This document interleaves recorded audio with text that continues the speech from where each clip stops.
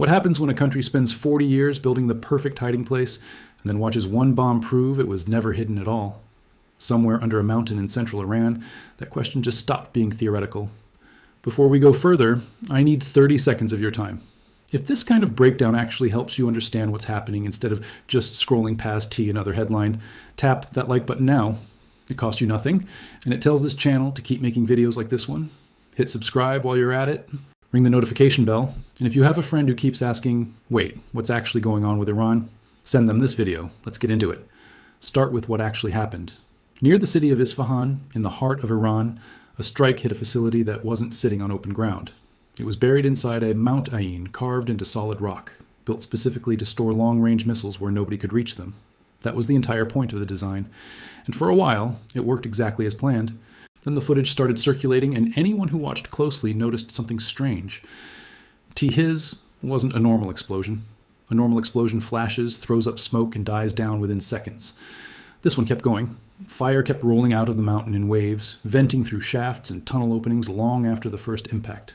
That's not random. That's a signature. When a bomb gets deep enough inside a mountain before it goes OF, the blast has nowhere to escape except through the building's own weak points, the tunnels, the vents, the access doors. And when that mountain is packed with stored missiles and fuel, one detonation sets off a chain reaction that keeps burning for minutes, sometimes longer. What you're watching isn't just a bomb going off. You're watching a stockpile destroy itself from the inside. To understand why this single strike matters so much, you have to understand what Isfahan actually represents.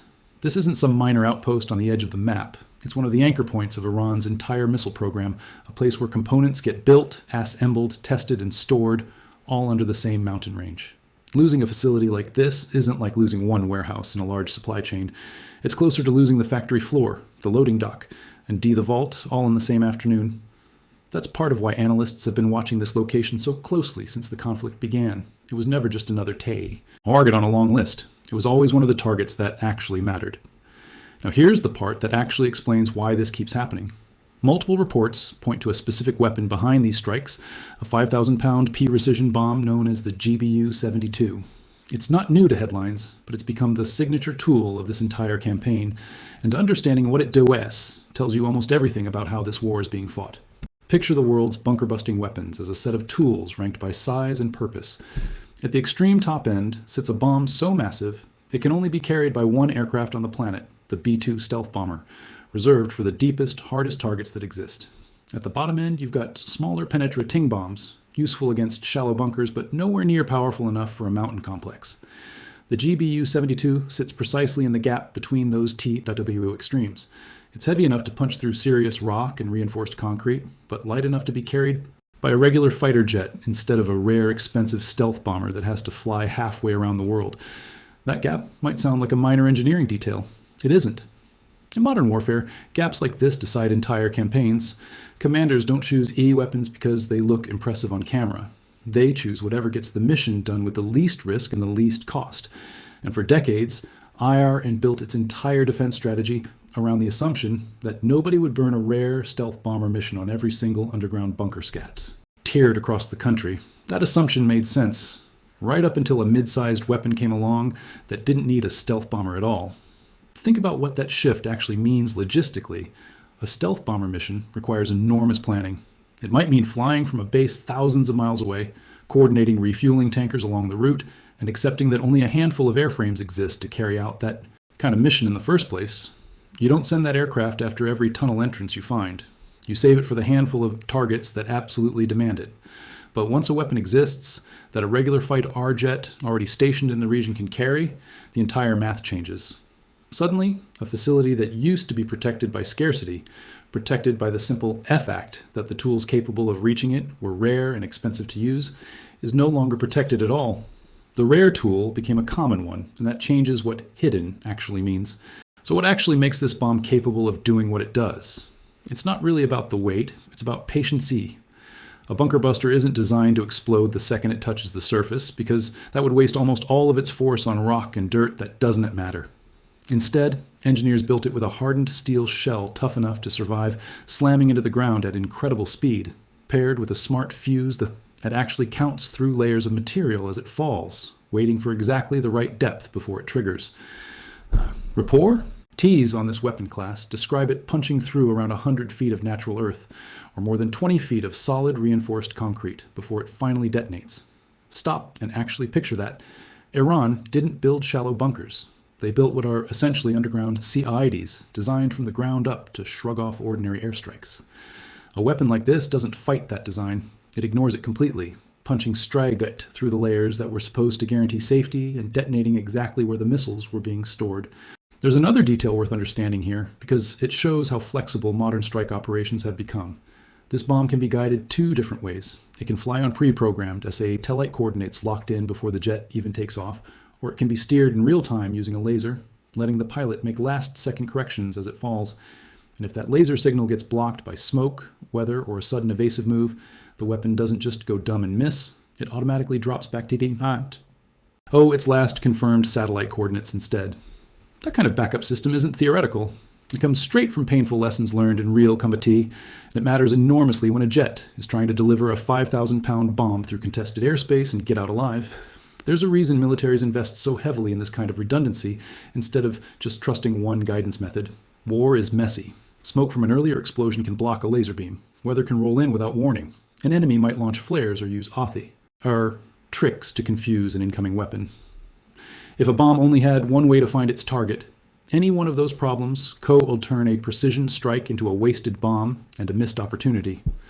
By building in that satellite fallback, engineers made sure that even chaotic battlefield conditions can't easily defeat the weapon's accuracy. That's not a small technical footnote. It's the difference between a strike that works reliably and one that only works on a good day. This isn't the first time weapons like this have shaped a war either. The modern bunker buster really took shape during the Gulf War, when laser-guided penetrator-aiders were rushed into service to hit hardened command bunkers that older bombs simply couldn't touch. Since then, the pattern has repeated itself again and again. Every time an adversary builds deeper, engineers respond by building weapons that go deeper still. What makes this moment stand out isn't that the pattern exists. It's how fast the gap closed, with a weapon purpose-built for X. Aptly, the middle ground countries like Iran were counting on for protection. And this isn't an isolated strike either. Earlier hits along Iran's coastline targeted hardened sites believed to house missile systems threatening shipping lanes. What's happening now looks less like a one-off event and more like the next stage of a pattern that's been building for months, shifting from coastal targets toward the deep inland production and storage centers that matter most. If you're finding this useful, this is a good moment to hit like, because it genuinely helps this kind of research-based breakdown reach more people instead of getting buried under louder, less accurate takes. Let's keep going. Beyond the physical damage, there's a psychological layer to all of this that's easy to miss. For decades, going underground was treated as the ultimate guarantee of safety. Entire military doctrines were built on one core belief: bury it deep enough, and it becomes untouchable. A weapon that reliably hacks that assumption doesn't just destroy one building. It shatters the entire theory of protection an adversary has trusted for years, forcing them to question the safety of every single buried facility they own. Think about what that means for the people actually running these missile programs on the ground. Every commander who once trusted that a specific MO maintain was safe now has to ask a much harder question. Is my facility next? There's no way to know for certain, and that uncertainty spreads. It's not just about the physical missiles lost in a single strike. It's about what happens to decision-making when nobody can be sure which bunker is safe anymore. Crews may hesitate to move equipment through tunnels that used to feel routine. Commanders may start second-guessing storage plans that were finalized years ago. That kind of hesitation and doubt doesn't show up in a damage report, but it slows an entire military machine down from the inside, and that's exactly the kind of pressure a sustained air campaign is designed to create. So why does one particular aircraft, the F-15E Strike Eagle, keep showing up as the platform delivering these strikes? Part of it is raw capability. It's a heavy T-W in-engine fighter built to carry enormous weapons loads. But the bigger factor is speed. And when intelligence confirms the exact location of a high-value underground target, commanders don't want to wait hours to route a strategic bomber in from some distant base overseas, with fighters already forward depot. A strike package can be airborne and over the target inside a tight window, drop the weapon and be gone before the other side has time to react. That speed isn't a side detail. It's the entire structure of how this campaign operates. Strike hard. The moment intelligence is solid, then disappear before defenses can respond. In a fight like this one, intelligence has a shelf life. A convoy spotted at a tunnel entrance might only sit there for an hour. A door left open during a resupply run might close again before a slower response could ever reach it. Fast, forward deployed A. Aircraft turn a narrow window of opportunity into an actual strike, instead of a missed chance buried in an intelligence report nobody acted on in time. Now let's talk about how Iran has actually responded to all of this, because the public statements coming out of Tehran sound intense, but they need our ill context instead of just being repeated at face value. Officials have condemned these strikes as reckless acts, OF aggression, warning that this will permanently reshape the security situation and promising a completely new defensive posture going forward. T. That's the messaging for public consumption. Underneath it sits a much harder truth. The facilities being hit over and over are directly tied to the ballistic missile stockpile Iran spent nearly 4 decades building as its core strategic deterrent. Every successful strike against T-Het underground network isn't just property damage. It's a permanent loss of the exact capability Iran was counting G on to maintain leverage throughout this entire conflict. So when you hear defiant statements from official C, Annals, remember they're being delivered while the actual foundation behind those threats keeps getting quietly dismantled site by site. That response hasn't stayed limited to words, though. Iran's naval command publicly declared the Strait of Hormuz closed to international shipping, threatening any commercial vessel that attempted to pass through. Not long after, reports surfaced of an attempted drone attack on a commercial tanker moving through the strait at night. T. Both drones were reportedly intercepted before reaching the ship, and the tanker continued on safely. That single incident sits alongside hundreds of other commercial vessels that keep moving through the strait every single day under naval escort. This detail matters more than it might seem, because it exposes the gap between announcing a blockade and actually enforcing one. Declaring a waterway closed is designed to trigger immediate panic, spike shipping insurance costs, and rattle global energy markets, all before a single ship is actually PE'd. That's the entire point of the announcement. But when merchant vessels keep sailing through day after day with armed escorts standing by, that TRET starts losing its teeth fast. Shipping companies and insurance underwriters make decisions based on what is actually happening on the water, not press releases. And right now, what's happening on the water is that traffic keeps moving. That slow shift from genuine alarm to background noise is exactly what happens when a threat gets repeated without the actual power to enforce it. Consider just how much rides on that single stretch of water. A huge share of the world's seaborne oil moves through the Strait of Hormuz every single day. Any credible threat to that route sends ripples through fuel prices, shipping rates, and insurance markets almost instantly, long before anyone knows whether the threat is real. That's exactly why a closure announcement is such a tempting tool for a country looking to apply pressure without firing a shot. It costs nothing to say, but cheap threats only work for so long. Once insurers, and shipping companies watch the same threat get repeated week after week without a single vessel actually being stopped, the market starts pricing in the reality instead of the rhetoric. That's the quiet, unglamorous way that a bold declaration slowly loses its power. It also reveals something about how carefully both sides are managing the edges of this conflict. Iran appears to be leaning on long-range drone strikes and public statements. Rather than risking a direct naval confrontation, it's likely to lose badly. On the other side, response operations have stayed focused on defensive interception rather than escalating into a broader strike campaign against Iran's coastal military infrastructure. Both sides seem to be trying to project strength without triggering the kind of regional explosion neither one actually wants to manage right now. That balance is fragile, though, and analysts warn it could break instantly if a future attack slips past defenses and causes serious damage. Quick pause, because if this breakdown is actually clarifying things for you instead of adding to the confusion, that's exactly the reaction that makes this channel worth sharing. Send this to the one person in your group chat who keeps asking what's really going on over there. It helps more than you'd think. On the diplomatic side, things look even messier. Statements from diplomatic channels recently suggested a ceasefire agreement was close to being finalized, with core terms reportedly settled and final details expected soon. Then, within hours, conflicting statements from Iranian leadership pushed back hard, insisting no final terms had actually been agreed to and denying that any end to the conflict was imminent. Contradictions on that scale rarely happen by accident. They usually point to real internal division inside a government. Some E-factions appear eager to lock in a deal simply to stop the ongoing destruction of their strategic infrastructure. Others, likely hardliners, either can't publicly admit that reality OR were deliberately kept out of the negotiations until the very last moment.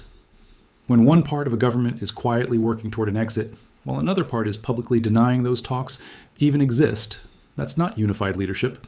That's a system under enough strain that its internal cracks are starting to show in public.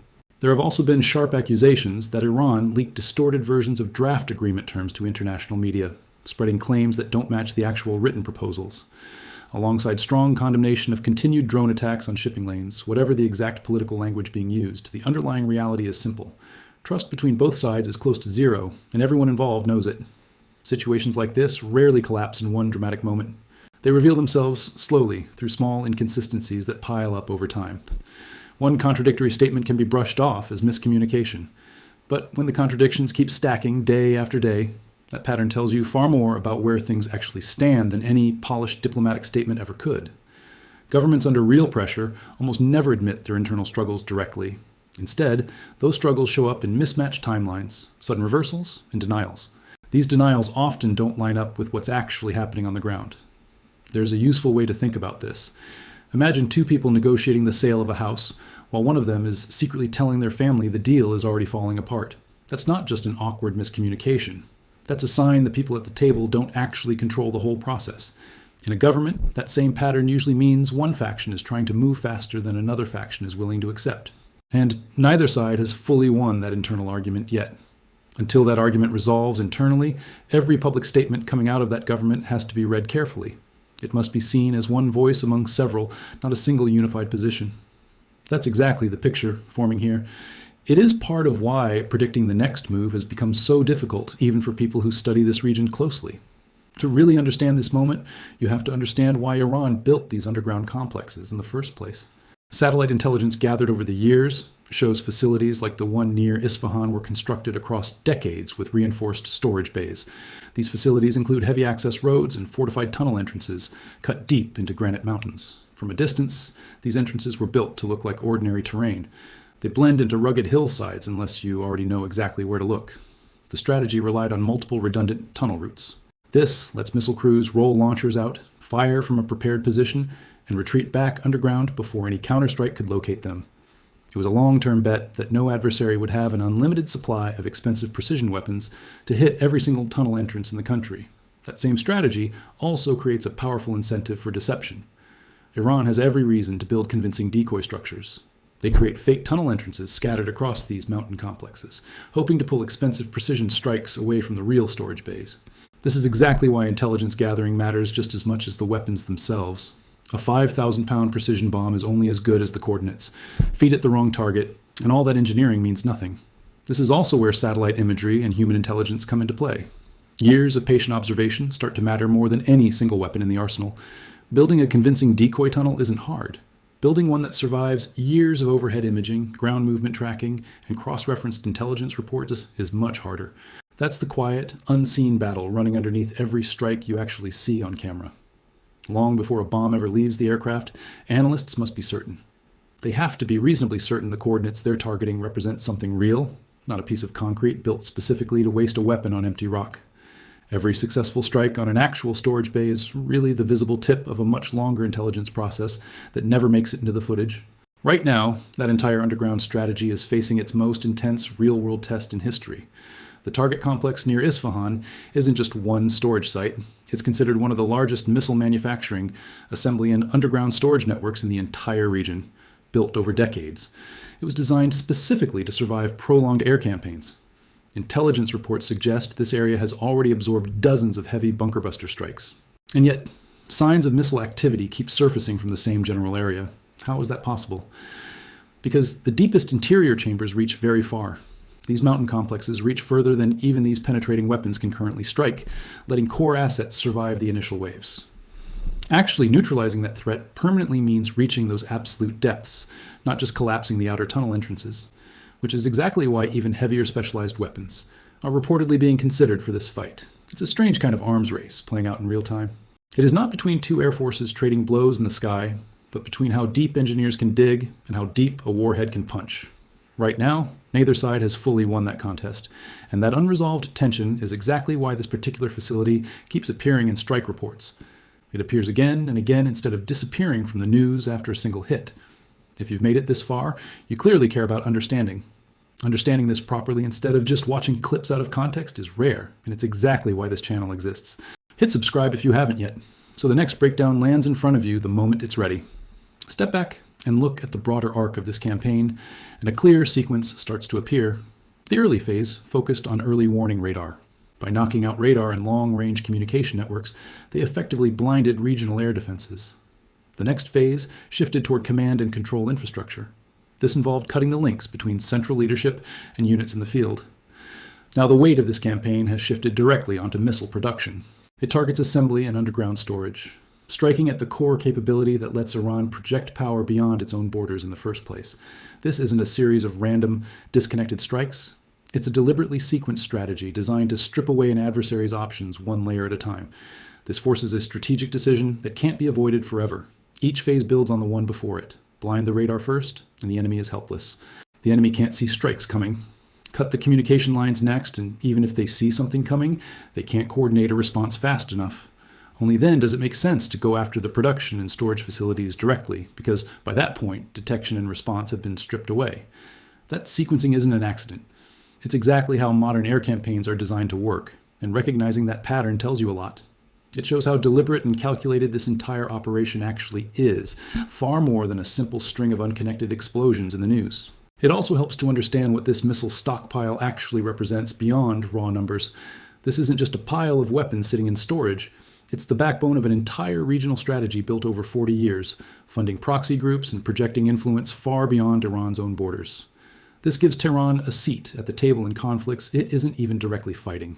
Take that stockpile away piece by piece, and you're not just weakening one country's military, you're quietly dismantling the leverage that shapes decisions across the entire region.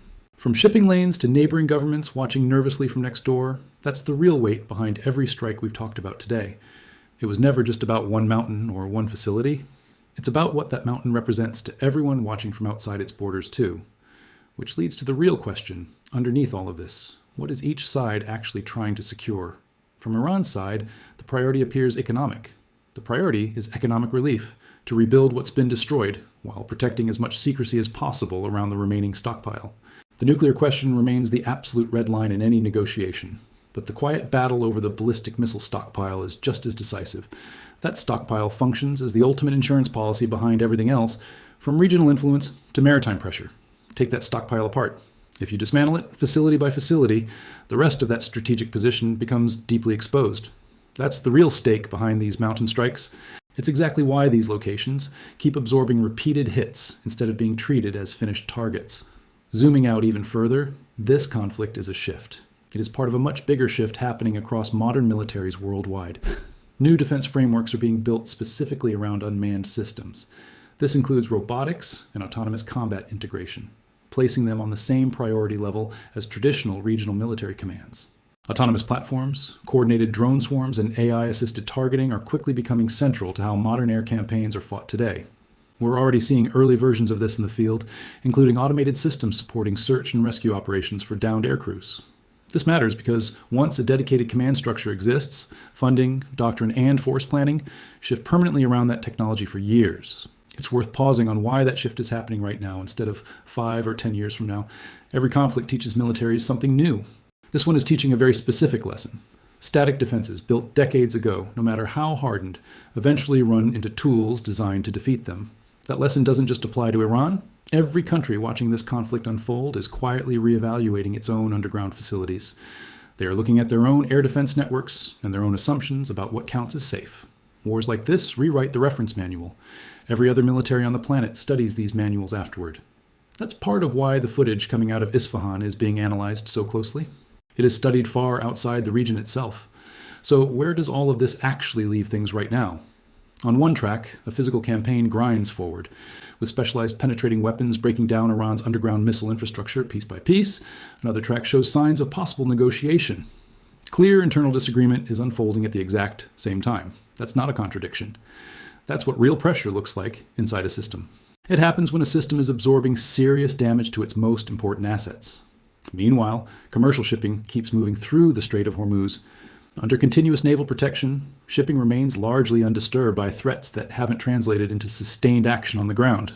Conflicts at this scale rarely end cleanly. They usually end messily, through overlapping tracks of military pressure and political maneuvering. These tracks collide before any final outcome takes shape. Watching a facility get hit one day and hearing about diplomatic progress, the next looks like chaos. But it's often the clearest sign that sustained pressure is pushing a leadership structure right up against its breaking point. For decades, burying military assets deep inside a mountain was treated as the closest thing to a permanent guarantee of safety. Today, inside those exact mountains, that assumption is being tested in real time.